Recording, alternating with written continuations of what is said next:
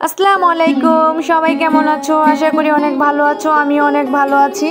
তোমাদের মাঝে আবার নিয়ে আসলাম নতুন একটা ব্লগ নিয়ে হাজির হয়েছি, ঢাকা টু রাঙ্গামাটি। এই ব্লগে থাকবে আমরা কোথায় কোথায় ঘুরেছি, কত টাকা খরচ হয়েছে বা কোথায় কি ছিল, সব কিছু A to Z আমি এই ব্লগে তুলে ধরবো। আশা করি সবাই ধৈর্য ধরে পুরো ভিডিওটা দেখবেন। আমরা পার্সোনালি রাঙ্গামাটি যাই নাই, আমরা ট্যুর গ্রুপের সাথে আমরা 3 ফ্রেন্ড গিয়েছি। আমার স্কুল 2 ফ্রেন্ড, তার হাজব্যান্ড এবং আরেক ফ্রেন্ডে তার বেবি নিয়ে আমরা গিয়েছিলাম ট্যুর গ্রুপের সাথে। তো সেখানে আমরা ঘুরেছি যেমন ঝুলন্ত ব্রিজ, শুভলং ঝর্ণা, কাপ্তাই লেক, পলয়েল পার্ক, বুদ্ধ বিহার, আদিবাসীদের তাঁতিপল্লী, শহীদ মিনার লেক, ভিউ পয়েন্ট। এই জায়গাগুলোতে ঘোরাবে ওনারা। তো আমরা ওই জায়গাগুলোতে যাওয়ার জন্যই প্রস্তুত হয়েছি। দেন সেখানে অনেক সুন্দর সুন্দর জায়গা ছিল, দেখার মতো অসাধারণ জায়গা। আসলে না গেলে বোঝা যায় না। যেমন আমি জানতাম না যেন রাঙ্গামাটি ট্রলার দিয়ে ঘুরতে হয়, যেটা আমি ওইখানে যাওয়ার পর বুঝতে পেরেছি যে রাঙ্গামাটি পুরোটা ভ্রমণেই লঞ্চ দিয়ে করতে হয়। তো এটা আমার নতুন আরেকটা অভিজ্ঞতা। যেহেতু আমি সাঁতার জানি না, একটু ভয় করছিল, তাও কিছু করার নেই। রাঙ্গামাটি অসম্ভব সুন্দর। বাংলাদেশের দক্ষিণ পূর্ব প্রান্তে চট্টগ্রাম বিভাগের এক কোণে লুকিয়ে আছে রাঙ্গামাটি পাহাড়ি সৌন্দর্য, এক অসাধারণ স্বর্গ। চারদিকে পাহাড়ে ঘেরা, মাছ দিয়ে বয়ে চলেছে কাপ্তাই নীল জলরাশি, যেন আকাশের রং মাটিতে ছড়িয়ে পড়েছে।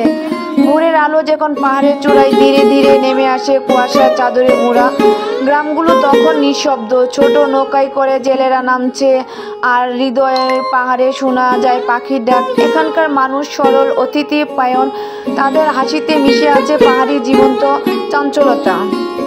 রাঙ্গামাটির সবচেয়ে বড় আকর্ষণ কাপ্তাই লেক, যা মূলত কাপ্তাই ভাত তৈরি হওয়ার ফলে সৃষ্টি। জল এতটাই স্বচ্ছ ও শান্ত যে নৌকা ভ্রমণে মনে হয় যেন নীল স্বপ্নের ভেতরে দিয়ে যাচ্ছেন।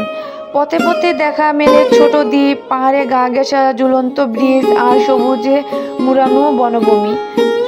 পাহাড়ি গ্রামে গেলে মেলে বিভিন্ন জাতিগোষ্ঠী সংস্কৃতি, চাকমা, মারমা, ত্রিপুরা। প্রতিটি জাতির নিঃসব্য ভাষা, পোশাক আর খাবার আছে। পাহাড়ি বাঁশের ঘর, স্থায়ী বনন, কাপড় আর ঐতিহ্যবাহী খাবারের স্বাদ সবই একেবারে আলাদা ও অনন্য। সূর্যাস্তর সময় রাঙ্গামাটি যেন আরও রঙিন হয়ে ওঠে। লেকের পানি কমলা লাল আর সোনালি রঙের মিশ্রণ, দূরের পাহাড়ে সূর্যের শেষ আলো। এই দৃশ্য যেন কারো মনে চিরস্থায়ী হয়ে যায়। রাঙ্গামাটি শুধু ভ্রমণের জায়গা নয়, এটি এক অনুভূতি, যেখানে এসে প্রকৃতির সাথে আত্মার হওয়া, যা শহরের কোলাহল ভুলে শান্তির মধ্যে হারিয়ে যাওয়া যায়।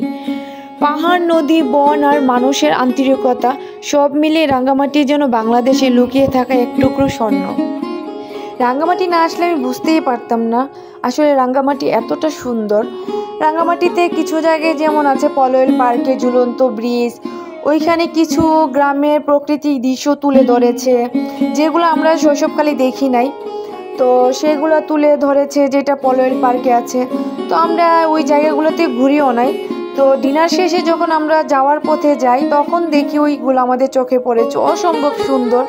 যেমন দেখিতে ঢাল কুড়ানো, গ্রামের মেয়েরা মহিলারা শাড়ি পরে কলসিতে পানি নেওয়া, তারপর আরও পাখি, অনেক কিছুই দেখেছি, যেটা আসলে বর্ণনা করা যাবে না। এত কিছু ব্যাখ্যা করতে গেলে ভিডিওটা অনেক লং হয়ে যাবে। অলরেডি ভিডিওটা 5 মিনিটের কাছাকাছি। তো সেই ক্ষেত্রে আমি যত চেয়েছি ভিডিওটা ছোট করা যায় আর কি। আমি না গেলে বুঝতামই না যে রাঙ্গামাটি এতটা সুন্দর। তো আমাদের সব কিছু ঘোরা হয়ে যাওয়ার পর পলয়েল পার্ক দিয়ে ভিতর দিয়ে বের হচ্ছিলাম, কারণ ওই দিক দিয়ে আমাদের বের হতে হবে।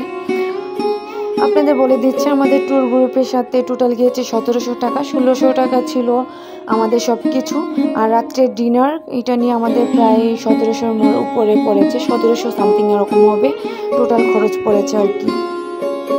অলরেডি বাসের টাইমও হয়ে যাচ্ছে, তো তার জন্য আমরা ওইখান থেকে তাড়াতাড়ি করে বের হয়ে যাচ্ছিলাম, কারণ ওইখানে অনেক কিছুই আরও ঘোরার জায়গা ছিল, কিন্তু আমার হাতে সময় ছিল না, যার জন্য আমরা পুরোপুরি ঘুরতে পারি নাই।